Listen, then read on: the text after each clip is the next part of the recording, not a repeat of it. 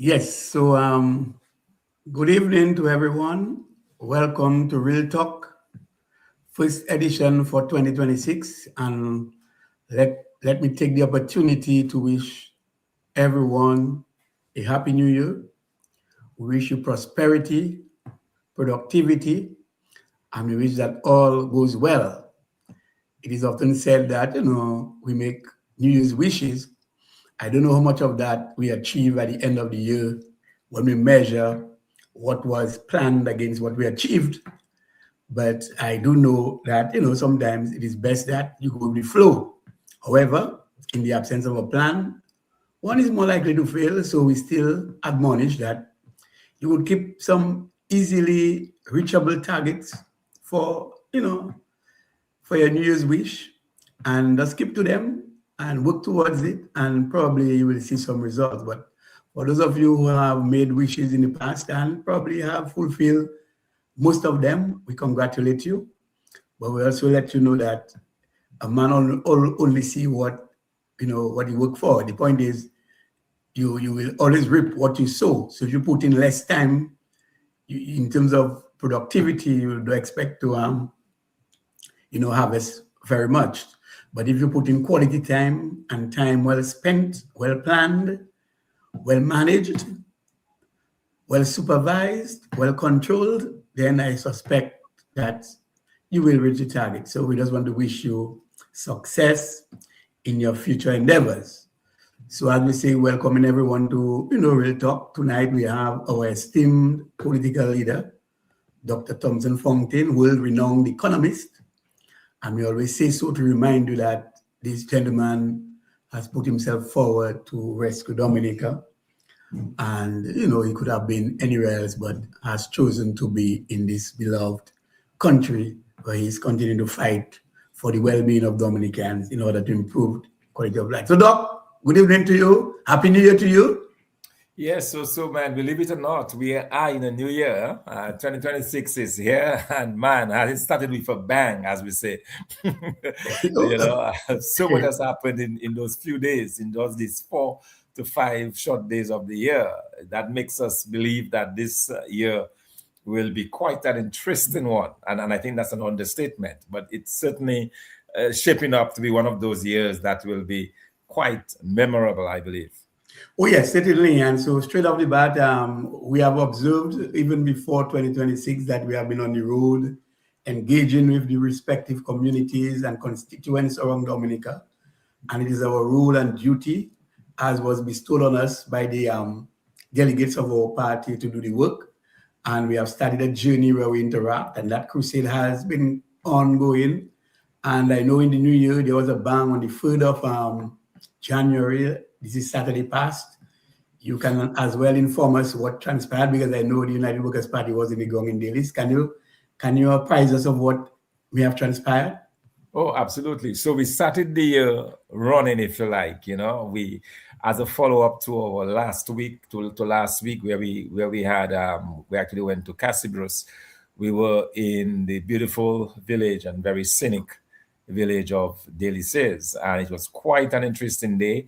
We went out very early, did a lot of house to house and so on. And then in the night, we had a public meeting. We went back to the good old days of the public meeting and so on.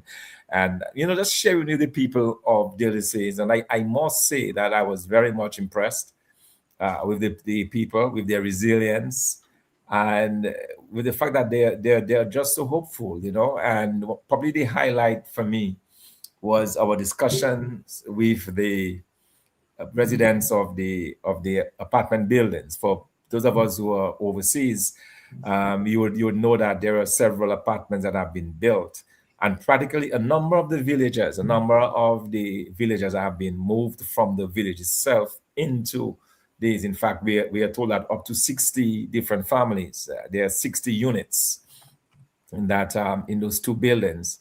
And we had the opportunity to visit with the families there. And I must say that I was very much impressed with the reception that we received.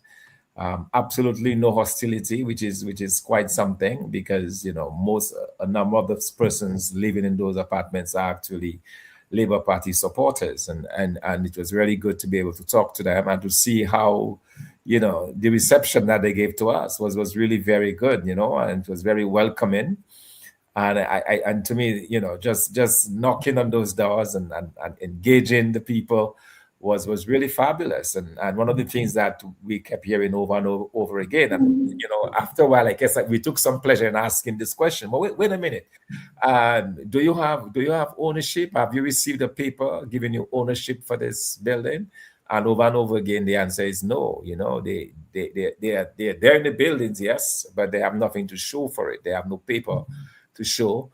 And it's one of the things that we are telling them, that United Workers' Party government will be a lot more responsible. If we're going to to put you into a home, we want to make sure that this home really belongs to you.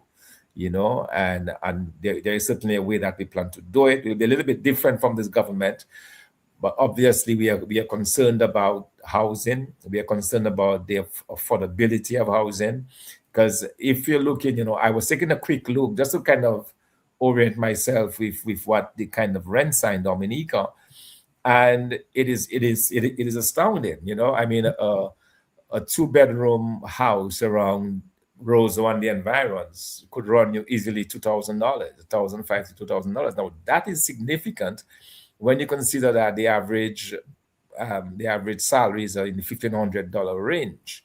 So what that tells me is that a number of people are not able to afford these rental properties, and so they're very thankful to be able to get an apartment that they could call their own. But at the end of the day, it's not even theirs. So that is something that certainly needs to be rectified. It's certainly something that we are promising them that we will look into. But it was really good to be able to meet, and also to be able to talk to some of our stalwarts, individuals who have been with us from the time the party started, and the joy and excitement that they felt by seeing us on the ground and so on. So we'll continue to do those engagements, because we are learning a lot from the people in terms of what they feel, in terms of what they're going through.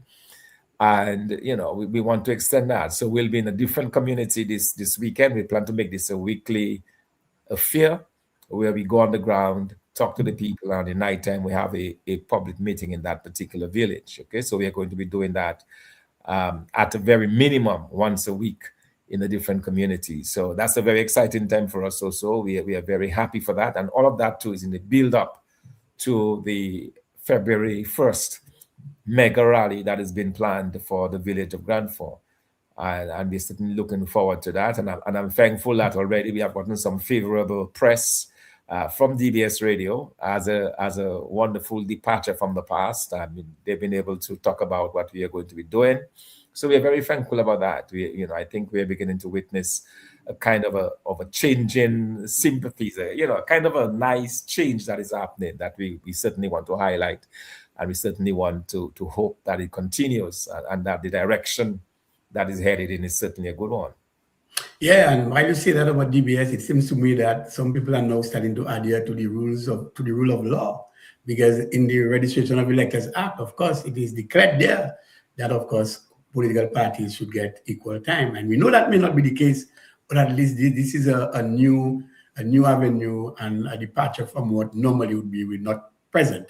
And also, as we continue to interact with the various communities and to have our presence felt in the respective communities. I know that we are planning a grand rally where we want to integrate the general public of Dominica and the United Workers' Party as one harmonized team in sort of unity of everybody. It's not just about us, about unity, it's about a sort of, Dominica unity. And so on the 1st of February, how things are shaping up.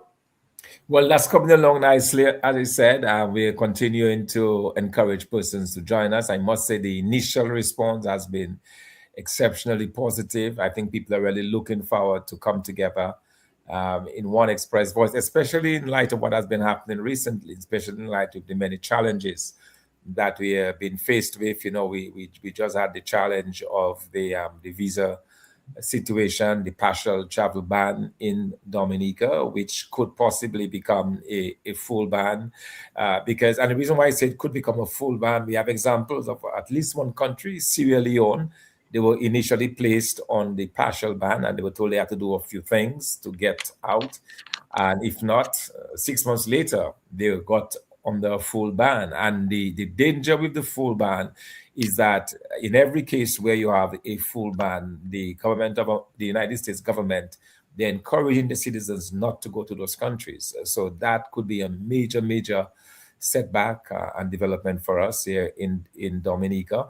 So it's a lot of challenges, that we are facing, and of course with the recent activities, which we'll be talking about a little later in the program, the recent situation going on there in Venezuela. And yes, certainly. We are coming to this. Certainly. on our petroleum and so on. So it's a lot of uncertain times, and it's a great opportunity. I believe that people are looking forward very much to be able to come out to show the unity, show the strength, and really send a very powerful message to this government. So we are truly excited about it. And then also I should add, so one of the things I really should have mentioned that came out very strongly as we met with persons in Delhi on Saturday is the number of persons who have still not gone to confirm, and a number of them are saying, but, we are used to voting. We vote in our area because, Delhi is a very wide area. It's not a big population. A number of persons in fact, I was shocked to see the number of empty homes in one area that we visited.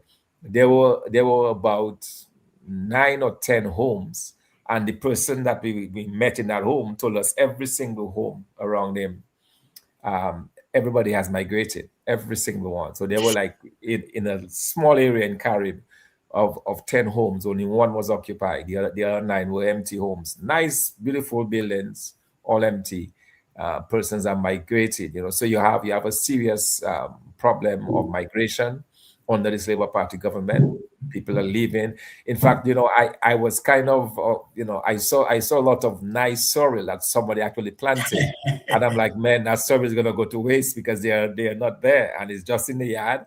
It's not been harvested, and it will go to waste, obviously, But that's the situation that we have, where a number of persons are leaving the island, and they're just not there. But those who remain, though, are telling us that they have difficulty in actually even going to the confirmation center because they have to displace. They have to almost be displaced, to go all the way to another part of the village. Some of them can't walk, can do it normally, like you just walk to go there. And so we have to arrange now to arrange transportation and so on to make sure that those persons get confirmed. So we have a lot of work to do in that regard, in terms of helping people who want to confirm. And then you have the added problem, of course, of persons not having the required documentation, no passports, no social security, no driver's license. And now we need to absolutely find a way for this electoral commission to really reintroduce SRO 39, which will allow, or SRO 27, sorry, which will allow persons to confirm with certificates. So we are still hopeful that will be able to be done, that we can get that done as we move forward. Oh, yes. Thanks again for the update. And as from all reports, it appears that, the various interactions have been going well. And, I really want to say thanks to all who have been supporting the cause and who have been participating thus far. Well, Doc, we are going to get straight into it. And just for the record tonight, we do not have any AI-generated spectacle going on here. Everything that we speak here is real, in real time. And so for those who believe that AI, they depend on the AI instruments and the operations of AI, no, we don't do that here. And we can even consider this zone an unspun zone. We talk truth to power here, so we're getting straight into it, Doc. So yes, Doc. So Doc, in terms of current issues, we've listened to a press conference by the Prime Minister this morning, and a number of issues have come up. Some which some people felt that were not really in place because they have not heard of it even before, and some of them were shocked, that they've heard some of it. And let me just highlight some of the things that came up. You just spoke about the same visa restrictions and how this might be an impending catastrophe to just happen should we not get our act in order, because given the amount of time that the government has been given and the other Caribbean islands to put their act in place, it seems to me the hammer is coming down, and it's coming down slowly because obviously probably in terms like, so someone would say somebody is pussyfooting around, somebody's not taking care of things urgently as they should. And there might be a part, someone might even say some of the government leaders are defiant in their quest not to get things done. We've also learned, Doc, about third party nationals. I can't understand what is happening. Some deportees may well be coming to our shores, and that was declared on by the Prime Minister in that press conference. And also too, we've learned about Petrocarib and some of the things that I will give a preamble later when you come to the Petrocarib, so you could elaborate on that. So, Doc, having listened, and I know you took note and you listened, what are you making from the refugee situation? I mean, have you heard this before? What are your views on what you have been hearing? Well, for me, it's a matter of shock and concern. Shock in the sense that we never heard anything about it before. There were never any hints from our government that they were approached. We have heard in the past of Jamaica being approached, of Trinidad being approached, and the government's rejecting, accepting any refugees. So it came as a huge shock to us today when we found out that the government of Dominica had in fact agreed to the taking in of third country deportees. And what this effectively means is that as the United States government looks to clear its country of persons that they no longer want in their country, some of them of a criminal nature, others are not, but they want to get them out. And these are individuals who are not been accepted back into their country. Okay, so you have a number of persons that their countries, they are refusing to accept them, and they're looking for third countries to put them. And here it is, Dominica has offered to take in. And what was even more shocking about this is that he said that there is an agreement, but he could not tell the public how many persons are being taken in, how much is being paid to the government of Dominica, where they will be housed, how they will be taken care of, who are these people. None of those questions that the Dominican public must absolutely know before they can say yay or nay to this. Because quite frankly, Dominica is not in a position, I believe, to take in any number of refugees. So, for example, we heard that Antigua and Barbuda says, yes, they can take people. And when the Prime Minister made the announcement, he says, well, we need them. We need, people to work and so on. We have opportunities for them in Antigua and Barbuda, so we can absorb them. That's not the case in Dominica. There are no opportunities, not even for Dominicans in Dominica, far less for persons coming in. So we have a very serious problem. And I also noticed, for example, that there's a small country in the Pacific that agreed to take in people, but they were very clear. The Prime Minister told his country that they were taking in 75 people, and they were getting $7.5 million from the U.S. government for it. So they were very clear up front. For every person, we are getting basically $10,000. All right, so $7.5 million. Now, government having that, they probably can now look at housing and health and so on. But the question that every Dominican is asking tonight is, where are you going to house them? Number one, how are you going to take care of their needs? Because there are no jobs for them. So how are they going to be provided for? Are they coming there as Dominican citizens? If they need to, for example, travel, how do they travel? Do they have passports from their countries? All of those issues, all of those logistics that we simply do not know. In addition, we have a very strained health system here in Dominica, very, very strained. And the question then becomes, how do you deal with that? How do you get all of that to work? And so it's a lot of concern here in Dominica. Are we in a position to be able to accept those deportees? And I believe from the majority of Dominicans, they will say no, that we're not in any such position to do that. Yes, because let me just quote exactly what the Prime Minister said when the question was put to him by one of the journalists. He said, he asked, Mr. Prime Minister, when are these refugees coming in, and they work out the details? And I quote, he said, with respect to third country nationals, the details will be worked out with the US. But what he comes back to say in another line, he said, there are details that I cannot share with you. So, Doc, is that A But how scary we really thing. cannot share those But details? is that a Are scary thing? these Or are this these is individuals criminals? Are they criminals that he is expecting? Is he going to take in people? I mean, can our police forces handle that? We don't have intelligence services here in Dominica. Can we really handle that? I mean, are you going to bring people? I mean, where are you going to put them? What are they going to do? These are basic questions. Are you going to build a village and put the fencing around and put them in there and have guards, armed guards guarding them? What exactly are you going to do? These are questions that the public needs to know, you know? yeah, and so people are asking, is it a scary thing, or does this concern Dominican citizens? And I will say, to me, this has not been discussed. We have not heard any parliamentary debate on the matter. I don't know if cabinet has sat on it and they took a decision. That I know has never made news, so it's news to everybody. And I don't know how a major decision of such would not be in the best interest of the government to declare that is what is going to happen and to inform citizens that, because we don't know the people's background. We don't even have an inventory of who is coming, their skill set, nothing. So you just agree, you said with your own words, with respect to the food country nationals, the details will be worked out. But there are things that you cannot tell us. I mean, this is just contradictory. So I don't know where we're going with that. But Doc, another issue that came out, and it seems the Prime Minister is a little bit hesitant in actually putting a position forward with Dominica as a sovereign nation. Of course, we are an independent nation, and I'm sure our leaders may have knowledge as to what is happening with respect to what is happening in Venezuela, because they have been involved, they have been discussing the matter. They are aware.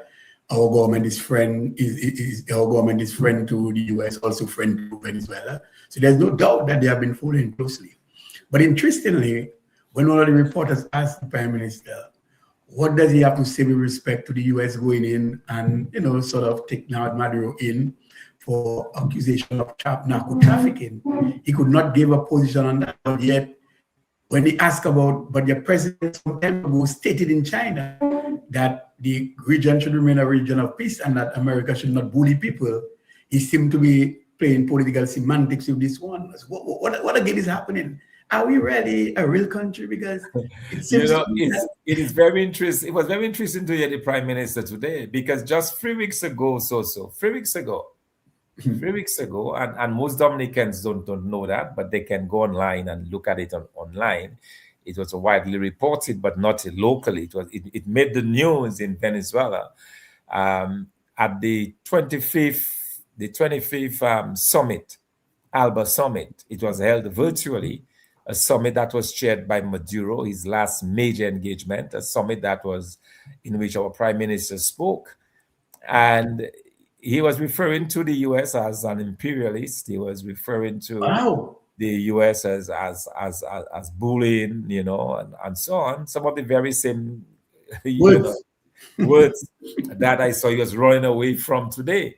And it is very, very interesting. I would urge Dominicans to actually go online. In fact, we will make it easier for them. We'll be posting that later tonight, so Dominicans can hear from them for themselves. But in the meantime, I want to just read something, or quote, or read the way it was reported in the Venezuelan press. It says the Prime Minister of Dominica, Roosevelt Skerrit, indicated that in the face of threats to Caribbean peace made by the government of the United States, the countries that make up the Bolivarian Alliance for the Peoples of Americas, ALBA, must strengthen unity and brotherhood. In the face of what is presented, and that's a direct quote from the Prime Minister, in the face of what is presented to us, this is a time when we must be more united. It is a time when we must show our solidarity with each one of us, he said. The Prime Minister also argued that this threat to peace and stability in the region by imperialism is a test that history is presenting to us. So he reiterated his call to continue advancing in the unity of the countries that make up ALBA. And listen to what he told Maduro in particular. This is not the time to be afraid. This is the time when we must strengthen our ties of cooperation, of complementarity, of brotherhood. He urged, while recognizing the leadership of the president of Venezuela, Nicolas Maduro, to guarantee peace.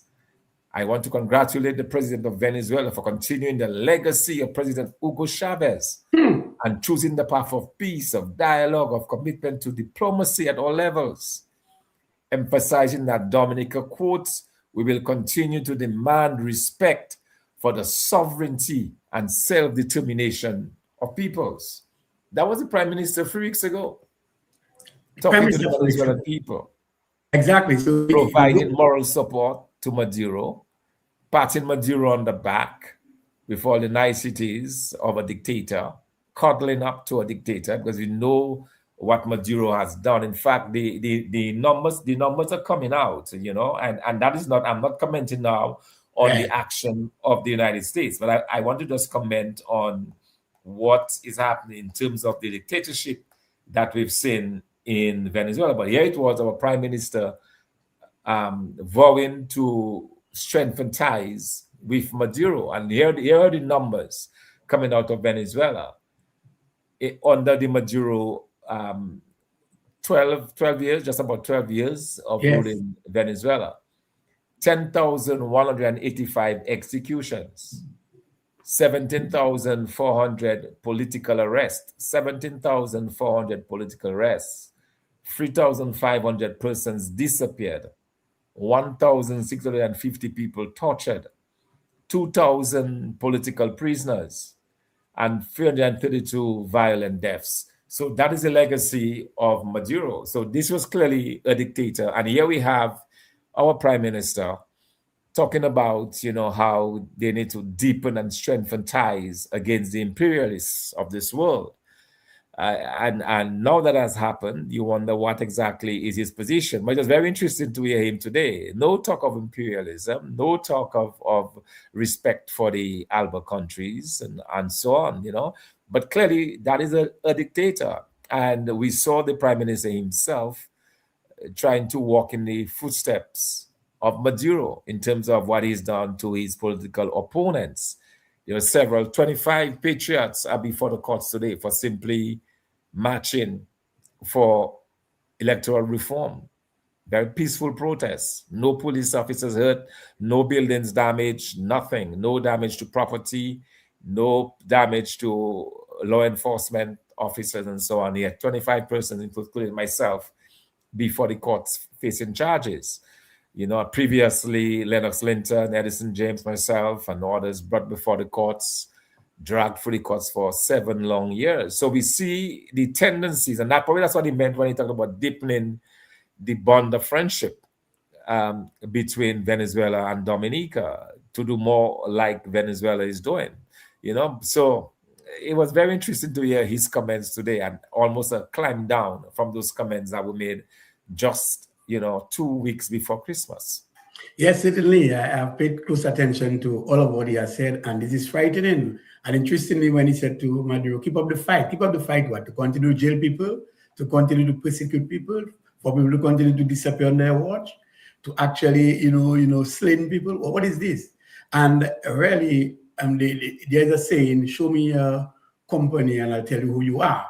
So the point is, this legacy, he seemed to be very proud of Maduro's record with respect to the record in the way that he dealt with his political opponents, and that he's calling him not to be afraid and to stand up to the imperialists, or let us all stand up to the imperialists. That is what he's saying.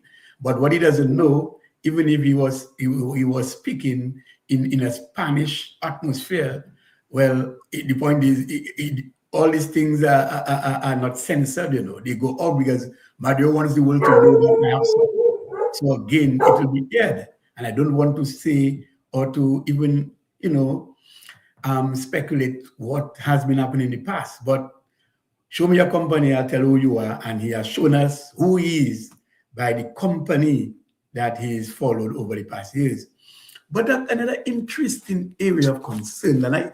And I take notes particularly because this one interests me. And I just want to give a little background about it, because Dominicans are aware that we had a deal with Venezuela some time ago under the Petro-Caribbean arrangement, where I think we got a 20-year deal and we got a loan to be paid back after 20 years at 2%, and we had a grace period of about 2 years. And that deal, we had a 60-40 deal where we'd pay back 60% and 40% would have gone into social programs. And there were a lot of details and little things in the agreement, which I can't remember all now, but I know for sure. You heard our Prime Minister, talking about this deal a lot, and the other Petro-Carib nations.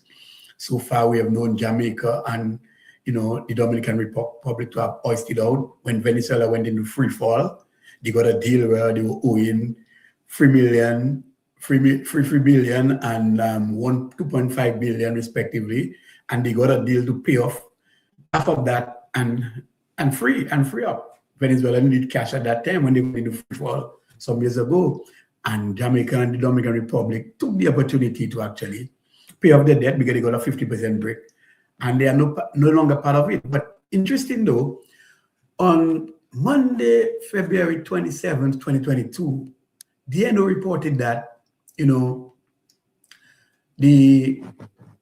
I want to get it right. I'm sure I have it right. DNO reported, I have it right though, yes. Sometime in 2018, to be exact, Thursday, June 14th, 2018, Dominican News Online reported that Venezuela to suspend oil delivery to Dominica, orders Petro-Carib under the Petro-Carib agreement, and other reports. And first thing we heard that the PDVSA said was fake news. But according to the report, the Venezuelan Oil Ministry said on Tuesday, 12 June 2018, that PDVSA is indefinitely suspending a combined 38,000 barrels of refined products to a number of Caribbean countries under the Petro-Carib agreement. PDVSA at that time reported that the decision is primarily due to falling crude prices of production and low refining utilization. But the board of Petro-Carib in Dominica has denied the report, calling it fake news, which means that, no, that wasn't happening. DNO at the time made several attempts to contact PDVSA Dominica, but all proved futile. Hence, couple years later, in 2022, in 2022, is that correct? Yes. I want to get it right for you. In 2022, we had that shortfall in fuel, where, of course, our fuel ran out. And if that was the case, where we were already not getting, they said it was fake news, and if at all, PDVSA had suspended, supply to Dominica and the other countries. We heard during December, to be exact, the 29th, when the Minister of Trade, Mr. Vincent Anderson, said that, of course, we are having that oil crisis or fuel price crisis, but the government is taking up steps to ensure that they curb the problem, and soon, gasoline will be on island. This morning, the Prime Minister, I heard a question asked about, the whole idea of what about the Petro-Carib and the agreement signed and so, and the Prime Minister said, that, and he said, we have, and I quote, we have not been receiving petrol products from Venezuela for a long time, for over 7 or 8 years, largely because of sanctions on Venezuela and the sanction on ships transporting Petro-Carib, petrol products from Venezuela. But Doc, that seemed to me a little bit confusing, because if earlier on, in 2018, Petro-Carib said, PDVSA said, look, we have suspended. Then Petro-Carib Dominica said, no, that was fake news. Subsequent to that, we had a fuel shortage. And now the Prime Minister, this morning in a press conference, we never heard that news before, is now saying for 7 to 8 years now that they have not been receiving petrol products from PDVSA, from Venezuela. What do you make from that? Is there some kind of clandestine, or is there something to hide? Because it just cannot work. There was a suspension, apparent suspension. It wasn't declared. This is fake news. Subsequent to that, Dominica ran into fuel shortages, and they were scrambling to get fuel elsewhere in other Caribbean countries or other sources. And the Prime Minister himself named it Sol. He said Sol. He said other Caribbean thing. He said he named a few. But now come to tell us, God, what is happening with this agreement? What are you making of this? Doc, it seems that you are muted. Yes. Yes, okay. The response by the prime minister was a bit intriguing, and for many reasons, because the relationship between Dominica and PDVSA is an interesting one. And the question came up in the context of the fact that in this indictment, PDVSA is accused of facilitating drug transshipments to the United States. And the question was posed, should the prime minister be fearful, knowing that he had a relationship with PDVSA? In fact, we were getting shipments of petrol from PDVSA, which is the official petroleum company of Company, the yes. of the Venezuelan government. Mhm. And we also know that the arrangement, as you rightly pointed out, on this Petrocarib agreement was that the government would purchase the oil 60/40. They would buy the petrol, the diesel from Venezuela, from PDVSA, and they would give them 60% upfront. Okay, so if they collect $1,000, they would give Venezuela 600, and then the $400, the 40%, they would convert that into a loan. The government of Dominica decided they were not going to give anything back to Venezuela, and so we built up a substantive debt to Venezuela over the many years. And a few years ago, there was a very much surprise decision by PDVSA to cancel that debt forgiveness. It was close to $200 million. So that is monies that really were still in Dominica, if you like, still were in the hands of the Dominican authorities, because they never gave that money back to Venezuela. So $200 million was the agreement. So that was one very strange thing. We never could get answers about what exactly, why were the debts forgiven and where the money was going to go to. None of those answers were forthcoming from the prime minister and from his government. And now we are hearing that it's been 7 years since we have not been getting Petrocarib shipments. I find that to be a bit odd. That is something that we have, because as far as I know, I still see the boat coming up, in the Jimmy area. It was there a couple of weeks ago. So I don't know what the situation is. I honestly, that's something that we have to really dig further into. But the question remains, as obviously remains, the relationship of this government and PDVSA, and whether, as Kalai asked the prime minister, whether there should be cause for concern. Now, the prime minister, he was very clear. He says that, categorically, that there is no reason for concern, since his government has nothing to hide, that they were just engaged in regular petrol deliveries to Dominica. That's as far as he knows, that none of his. And in a further question that was asked, for example, about his members of his government, he said, as far as he knows, nobody within his government has been questioned, or there has been nothing wrong. There has been no suggestions of any wrongdoing on the past. So that has been the response of the prime minister. So I found it kind of interesting. But also the relationship between PDVSA and the government of Dominica has been a bit strange, or very, very interesting over the past several years. So getting that bit of information today also came as a shock, because we were not expecting to hear that Petrocarib, they were not getting petrol from Petrocarib any longer. So I don't know. I honestly, that one is Yeah, and a and bit for those and for those interesting. who want to really clarify what I'm saying or what we are saying, they could just go and look at the press conference, but specifically between the 19th minute and the 21st minute or the 22nd minute, they could find the question being asked and the response by the prime minister. So, as I said, this is an unspun zone, and we are not aided by any, AI operating spectacle or thing. So we straight off on the ball. And so, Doc, that left us with the Dominican people now not understanding too many things, not clear on many things. Not clear, and especially so, when the indictment, the indictment against Maduro that was in place since 2020, 5 years ago, the government of the United States put out that indictment for the president of Venezuela. And when you consider that within that indictment, it does say that there were several governments, several Caribbean politicians facilitated the trade in cocaine. And Venezuela was bringing in over between 200 to 250 tons of cocaine into the United States every month. That works out to roughly $5 to $10 billion every year, depending on the price.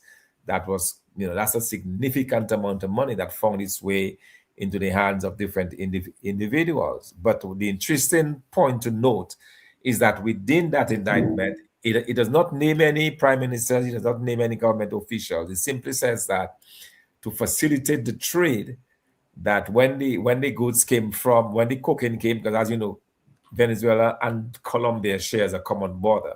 So the cocaine comes across overland into Venezuela. They're then put on boats or planes and so on, and then flown or shipped to the United States. But they were saying that the Caribbean corridor, in other words, to move from the south, where Venezuela is, to North America, it has to pass through the Caribbean waters. And they're saying that there were several governments within the Caribbean area or politicians, in exchange for looking the other way, in exchange for allowing those boats to pass, to be given safe passage, that they were being paid for that. And when you think, for example, and again, I'm not saying I have absolutely no information in terms of Dominica, but what I know is that we've had some significant cocaine busts on Dominica in the past. No arrests have been made with the majority of the cocaine busts. In fact, the last one was a few months ago, some $40-something million, we are told, of cocaine that showed up.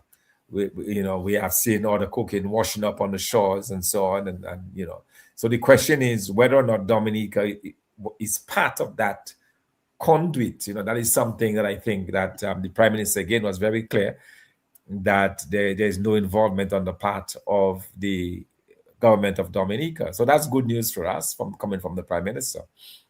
Well, yes, and it is important that and as you rightly said in the 10-pillar plan, that we because we have seen it, and this continued behavior by the government, by this Labour Party government in Dominica, with the whole idea of being non-transparent and not being sincere to the people of Dominica. They are not accountable. They show no accountability with respect to the CBI, and they are not being transparent with respect to information sharing with the Dominican people. And I know part of the 10-pillar plan actually highlights, the whole idea of transparency and accountability. And even one person here is aiding us with respect to where we are going with this discussion. And this person has to say, there is really a serious lack of transparency with the government. And the person went on to say there, take for instance, why have we agreed to let these refugees be housed here? What brought him to the decision to accept them? And why was the talk held? The point is, Doc, you're already ahead with respect. And by the way, not just because before you respond, I noticed that the Prime Minister now is using shared prosperity. And by no means he had those words covered. So is the continued repetition of this shared prosperity we are offering the Dominicans that he has actually adopted and fall in line, and was even now forced to use shared prosperity. But going forward, and I was saying that you are already ahead of the clock. You have already put out a 10-point plan, and here it is that transparency and accountability is center of all of what you have been discussing. And Dominicans they are yearning to see a government of transparency and accountability. And I know under United Workers' Party government, under your watch, this will be center in everything that we do. So really, we should have copyrighted that term after all. I think so. We made a mistake that the copyright was shared prosperity, because that's ours. We certainly claim to that word, And he can use it, no problem. He can use it, but Dominica knows that he might be saying that, but it's not shared. I mean, where's the prosperity? There's no prosperity to be shared then. What we have in Dominica is a lot of misery, a lot of poverty, a lot of people struggling to make ends meet. That's the reality of today's Dominica. The evidence is there. Don't take my word for it. Go down the street and ask somebody, or meet somebody on the road and ask them. So yeah, I mean, that is the situation that we have. But it is very interesting though to note that we are in the situation that we are in currently, and even with what is going on now with the posture that has been adopted by the government of the United States against countries like ours. An obvious question somebody's asking, why it is that the government of Dominica has agreed to take on the refugees now, because we know that those discussions were entered in many months ago, a few months ago. And why? What made him change his mind? Is he negotiating to get us off the partial ban? What is the quid pro quo? What is the result of the actions by the prime minister to accept refugees? What are we getting out of it? And I think these are legitimate questions that the Dominican public really must know, in terms of what are we getting out, and what did they have to give up, to accept that we can have refugees that we don't know their origin, we don't know their backgrounds, we don't know how they're going to be catered for, all of the unknowns, and yet we find ourselves in that situation. And the reality of the travel ban, where persons with visas have been turned back. We already have some evidence of a few people who otherwise probably would have gotten through, been denied and sent back home, not allowed into the country, into the United States. So these are very serious and challenging times for the Dominican public. And we can put all of that blame squarely at the foot of the prime minister and his inability to really deal fairly and squarely with the challenges that faced us, and taking it for a big joke when he was being warned that the security of the United States is in peril. And I also I came across a very interesting if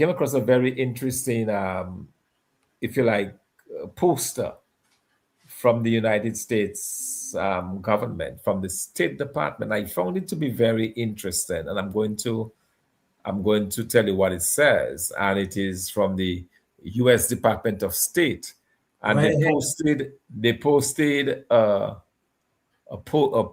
photo of the President of the United States, and it says, "This is our hemisphere," and then notice that this is our hemisphere, and President Trump will not allow our security to be threatened. And I found that to be interesting, because one of the biggest concerns about the CBI program is the threat to the security of the United States. So I'm wondering, is the State Department sending a very subtle message to the countries that still have the CBI program? Because in everything that they've said in the past, they've lamented the fact that our CBI program, as it is currently construed, with the lack of background checks, with the lack of vetting and so on, that this poses a serious security threat to the United States. And now I'm reading the State Department posting loudly that they will not allow, that President Trump will not allow the security of the United States to be threatened. Threatened by whom? So these are very interesting times, very interesting concerns, and very interesting questions that must be asked. Yes, and also too, we will understand how the United States operates. The point is, you must have been under surveillance for a long time. The United States must have had some prior knowledge and has been observing the trends with respect to how some of the leaders were dealing with Maduro. The United States will not just wake up today or tomorrow and act. I mean, to have a heavy military presence in the Southern Caribbean at a point in time must tell you that something was afloat, something was a myth, and they know what they know. And I'm not here to question them as to whether or not they have the legitimate right to do what they do. They know about their security and what they want. They know what their interests. And so we are too small a fish to get ourselves entangled in big man thing, except that we should really have respect for the process, for democracy. And you just, again, highlighted some of Maduro's legacy. And I think before we close tonight, you must actually read again to the Dominican people in terms of what Maduro has been accustomed to, in terms of what he calls himself a good leader and what he has been surrounded by, the many persons who are in jail. You need to repeat that before the end of the program, so we will know and to get it. You know, you Yeah, need to do it. In fact, if you can do it now. yes, I definitely will. And interesting enough, there was a very interesting exchange in court today. I don't know how many of you were following this, but towards the end of the proceeding, as Maduro was being led away, a Venezuelan gentleman who came all the way from Florida to sit in the court confronted him. Very, very people was stunned, and basically told Maduro, that he will pay for everything that he's done to the Venezuelan people. He will pay for it, and then Maduro points to the skies and say, "No, I'm a man of God. I'm a good man. I'm a man of God." But here is the legacy of the man of God, and Yes. that's the reason why I say that our prime minister should not be coddling up to somebody like that. Right. 10,185 executions under his watch. 10,000 Venezuelans executed. 17,400 persons in jail under the class of political prisoners. 17,400. Over 3,500 have disappeared, never to be seen by their families. Over 1,650 have been tortured by the administration. 2,000 are political prisoners. Sorry, 17,000. That there's a small. It's 17,400 political arrests that have been made, not detained. 2,000 of those are now prisoners, but there have been over 17,000 persons arrested, and 2,000 are now languishing in jail, and over 330 violent deaths that has occurred in that country under his watch. So that is a gentleman who now claims to be, the son of God or the servant of God, but is charged or is accused of doing all of these things, and he's the person that the prime minister was saying that we need.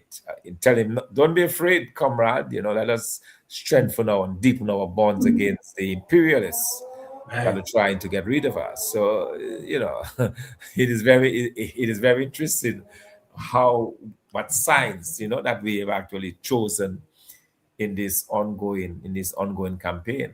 Yes, and interestingly, I mean, you've read the figures; they are clear. I listened to them, and many other persons have listened. What I did not know is how many persons took refuge in terms of neighboring countries under this regime. Yes, over 7 million Venezuelans left under Maduro from a population of some 30,000, 30 million. 40 million million people. 40 Yeah. million, yes. You see, so that's not good enough. But 7 million. I mean, that's a lot. That's the biggest. That's the biggest migration of a population in the world in the recent past. The only country that surpassed that is Syria, in terms of the millions of persons who were forced to leave their homes, not because they're just going to greener pastures. These are people who were simply forced because they feared for their lives. For example, the president who won the last election, or the presidential candidate rather, who won the last election, because we know that the last election in Venezuela was actually stolen. Maduro simply did not count the votes. When the votes were counted, it was clear that the opposition had won by a big margin. So he simply did not count it. And the gentleman who won that vote was forced to go into exile because he was being hounded down to be arrested and thrown into jail. And he narrowly escaped and is now in exile in Spain. So this is a dictator for all intents and purposes, and this is the man that our prime minister considered to be a very good friend, and was encouraging the other Caribbean leaders to deepen their bonds of friendship and relationship with him. Yeah, so sad. And if I had a choice in the matter, I would have preferred to make friends with a world-renowned economist. Yeah, I am with him, so that's better. I'm in a better position. Absolutely. I have no question. Nothing to worry about. You No, can I have no sleep with your eyes questions. closed. So the Americans will not come after me because I'm associated with world-renowned economists. No way.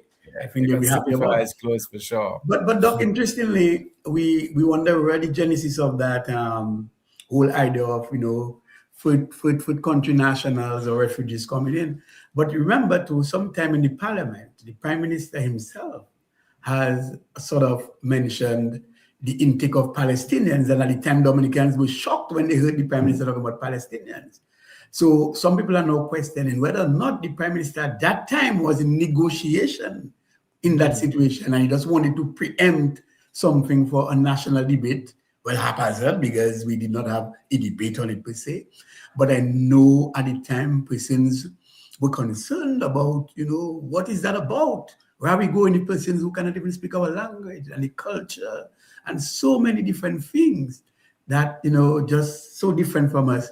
And here it is today, the pronouncement through a press conference. And I suspect just how his ministers who were present, some of the ministers who were present, just how they were shocked. I suspect some of them were shocked for the first time they may have been hearing that. Yeah, It yes. appears to him that is a unilateral decision taken by him and him alone.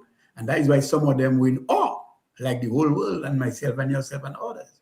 So again, this is a prime minister who we know, who does things and, come after the fact. And we know that he's a man who doesn't have transparency.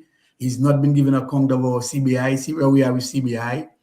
And by the way, I don't know if you don't want to talk about the abduction. We mustn't forget, I thank God for this retentive mind that I have, because I remember Mihal Choksi reminded us that he was abducted, Doc, from Antigua, came to Dominica. So it may well be he didn't want to talk about abduction from Venezuela, when did well know our own people have some history of abduction, because Mihal Choksi said he was abducted from Antigua and was taken into Dominica, and he was further abducted to be flown to India. So I don't know if the Prime Minister didn't want to associate the word abduction when he was asked what is his view with the US taking Maduro from his country and have him extradited to the United States to answer narco trafficking charges.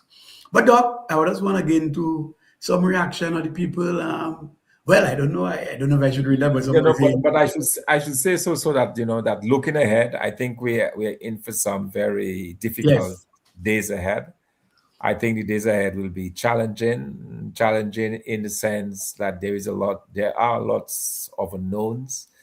The fact that the government of the United States is saying that Caribbean politicians aided and abetted the trade in drugs to the United States. The question is whether or not any action will be taken against those corrupt politicians, and what kind of action that will be. Will we see persons being summoned for questioning, or will they voluntarily give themselves in for questioning?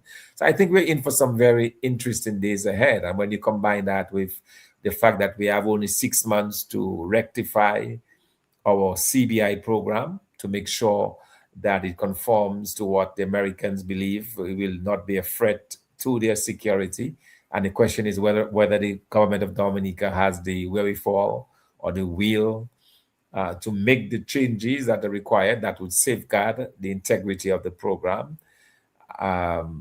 These are all left to be seen, and the fallout. What will Maduro reveal to the U.S. authorities as he probably try to, take care of himself and see how, if he can probably get less jail time or so on, what kind of deal he will broker with the United States. So I think a lot of interesting things to look out for. Whether or not we will actually see persons coming here into Dominica, deportees from another country, whether these individuals will have criminal records, how they will behave, will they be able to integrate into society. And I must say that, interestingly, we had a few queries today from the regional press, because when that news went out, it came as shockwaves throughout the region, because bigger countries than us have turned away the requests of the United States to house people. And so one of the persons that I interacted with, one of the regional press that I interacted with today, actually from the Associated Press, they were asking the question, but how our producers are asking, how is Dominica going to be able to handle this? Do they have the resources? Do they have the wherewithal to handle an influx of deportees from the United States? So people are asking those questions already. And, so it will be some interesting days ahead for us to see exactly how this thing rolls out, whether in June of this year. We want to see whether or not we will pull back or whether or not will be imposed with a full ban by the US government. That is something else. And in between, what will happen? What else will take place in our region? So a lot of things to look forward to, very interesting times, and certainly we should continue to be prepared for whatever comes. Yes, and even so, the Prime Minister tried to gain some sympathy and trying to think that people are waiting for something catastrophic to happen to his government so they will see no more of him. Mr. Prime Minister, let me tell you something. No one is trying to let anything happen in Dominica. You have caused us all of the pain, all of the international pain that we are going through right now. You have Dominicans who are sorting to sort out themselves from a green card stage to citizenship stage, and they are getting repulsion based on policies by the United States. The United States have a right to protect itself and its citizens and its country. So they have nothing to do with Dominica. They send their remittances, obviously, and they help us. Their monies go to the bank. They send barrels. When the monies go to the bank, we lend. The bank lend it out, and we can do things with it. So in some way or the other, they help. How can you say that people wishing for something dramatic to happen, so you're going to fall? You are causing us pain, Mr. Prime Minister, and don't try to shift blame. We are not shifting blame here. Had you cooperated, had you shown, remorse for the misdeeds of handling the CBI, you attacked so many people. You castigated us. You told people to send hot water on us. Lanuvinia should mash, scare it. When we come on your step, throw water on us. Simple question being asked about CBI. Now you're in the courts to make a declaration, and the court is favoring us. And that's why at this point in time, let me thank the many Dominicans who have been supporting the cause, to have us, been supported financially, to take this matter to court, to have the court let the government declare what it is that actually doing with the CBI money. And their continued support, even as we speak, we are soliciting their support again to have this mobilization going on. As Didier has said earlier, for those of you who have missed it, Didier has said at least once a week we are going to every community, and that will culminate to the big rally coming up on the 1st of February 2025 in Glenroy. So we are soliciting your support, and here on the screen you are seeing our mobile banking ID 555-2242, and the account number to this is 1005636. You can support us, put money in this account. We need it to bus people, to transport people, and to make sure that we have a good setup so that you will be pleased with the outcome. And also, too, you can visit our website, www.uwp-dominica.com. Click on donation, and right away you'll get your donations in. We will appreciate that very much. We have been soliciting your support all along, and we ask you to pay attention to the numbers and the website on the screen, so that from time to time, you could write it down, and from time to time, send something for us. Between now and the end of January, if you actually, respond to this call, we'll be in a good financial position to have a pleasant and decent rally, so that something that you'll be proud of, and to know that the ground is shaking now, because I know he's shaking. You could see the Prime Minister in the press conference today. He wasn't himself. He was disoriented. He was discombobulated. I don't know that term of the word, but I know it was used somewhere, and I'm just using it. I think I first heard it from, Dr. Francis Sever from UE. Discombobulated. Doc, if you're listening, call me and tell me what is the meaning of that word. But he wasn't himself. So our mobile banking number again, ID 555-2242. Our account number is 1005636. And obviously, you can get us on our website, uwp-dominica.com. Click on donation, and right away you go there. So, Doc, I know we have spent quite a lot of time, and we continue to educate the nation. And one person is telling me on my phone there, where Papa? I don't know how we're going to pay Dr. Fontaine, but so far he has been doing a great job. The young people are waiting just to vote him. And for those who think talking is useless, Doc, don't believe this is useless.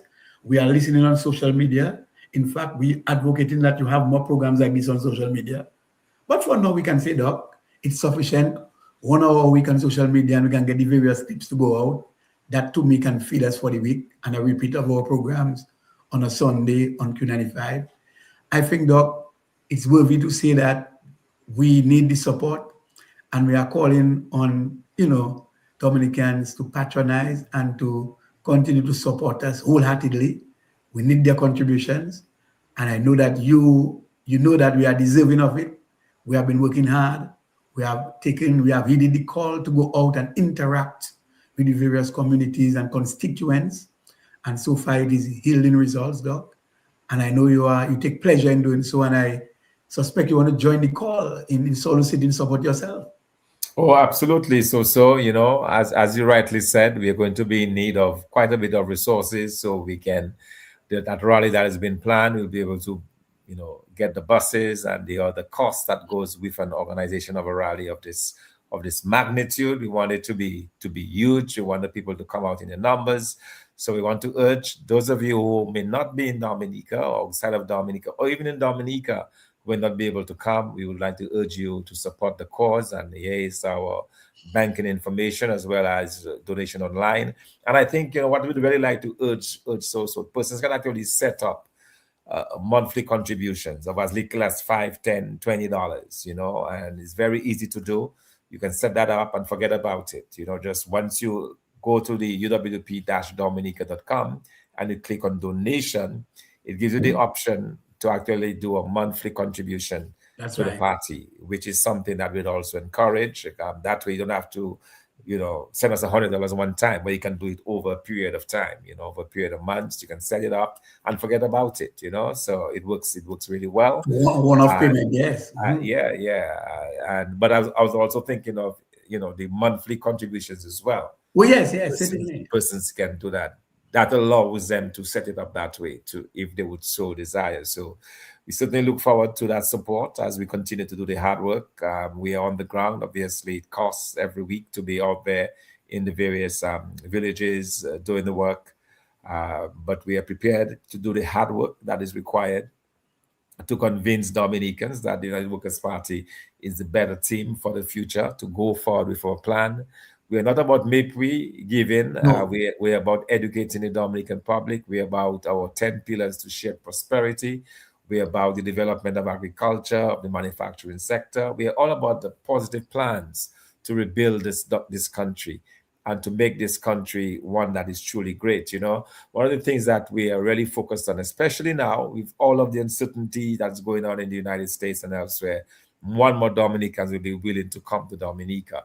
So it's an opportunity for us to work together to build this country and to continue to invite, those in the diaspora to support us in a way that we can ensure that we're able to gain the reins of government and be able to put forward the plans and opportunities that will make Dominica truly the envy of the rest of the Caribbean. Yes, and someone is just asking, is contributions accepted outside the Privo Cinema? No, not at this point in time, but if you would like to use a food party to actually send us money or to make a contribution, we have our office on 6 River Street. You can find that blue office there close to the car wash Lower River Street, and you can go to the office and make your contributions, or you can have someone do that on your behalf. And so, again, this major rally coming up in Grand Fort. Which is in Grand Fort, yes. In Grand Fort. Talking about Sunday, the 1st of February in Grand Fort. All roads lead to Grand Fort, so you have enough time advance to plan. And all roads lead to Grand Fort. And for those of you who want to make contributions locally, you can actually walk in the office and put your contribution. We'd appreciate that very much. So, Doc, we have come to the end of the program. But before you make your closing remark, let me just read something there. We've seen somebody saying that, don't forget the Prime Minister said that he run things. And somebody's also saying that the Prime Minister is acting alone. He alone decided to take refugees.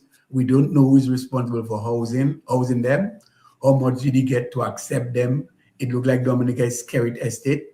We need to demonstrate to make the man resign. Thank you, all of us, and for the good work.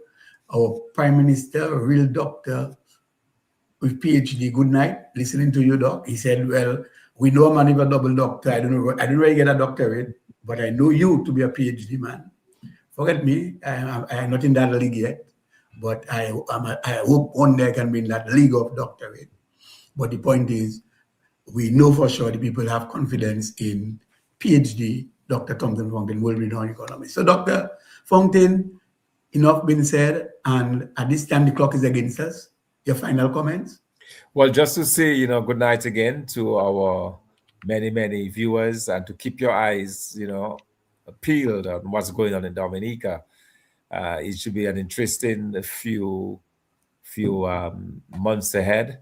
And also, we want to announce that we'll be holding we'll be continuing to inform the press of our plans, and hopefully this week we'll be doing our press conference that we'll be able to spread some more information to the general public. So it's an ongoing effort, and we want to again express our thanks to the many persons who continue to further support behind us as a party, who continue to further support behind us and ensure, and all of it to ensure that we turn out victorious. We want to encourage again everyone, especially our supporters, to go out there and do the confirmation process. It's very important that we do it. We again appeal to the Electoral Commission to allow the use of birth certificates and the picture IDs to make it easier and less painful, and to ensure, quite frankly, the success of the confirmation process, because as it is now, it's not going very well. And in the absence of the reintroduction of the birth certificate, that could very well be a disaster. So we again appeal to the Electoral Commission. We will continue to represent that to the Electoral Commission every chance, every opportunity we have. It's important to get the list right, to do the cleansing, to ensure that our electoral process is above board and that we can have free and fair elections in Dominica. I think Dominicans continue to reject any notion of dictatorship, any notion of mistreatment of the opposition, trying to jail opponents of the government. I mean, that should not be in a country like Dominica. We have to stand resolutely against this. We have to continue to reject it and to really stand firm, on that notion that we can do better and that we continue to demand good governance and accountability here in Dominica. Good night. Yes, so thank you. And thanks to all those who have tuned in. We've taken some of your questions so that we'll respond sometime next week. Like, for instance, question that just came in there, whether or not the Chinese are still involved in excavation works at our next to our Central Forest Reserve. That will respond and give the answer next week. So until next time, I want to say thank you all for joining. And remember to donate. And remember the mobile banking ID 555-2242. And our account number to go with this 100-5636. And obviously visit this website, uwp-dominica.com. Click on donation and it will give you the option to do your contribution. We appreciate the work that you do. May God bless. Continue to work hard. May God save Dominica. Thank you and good night, Doc. We appreciate your time. Thank you very much. Good night.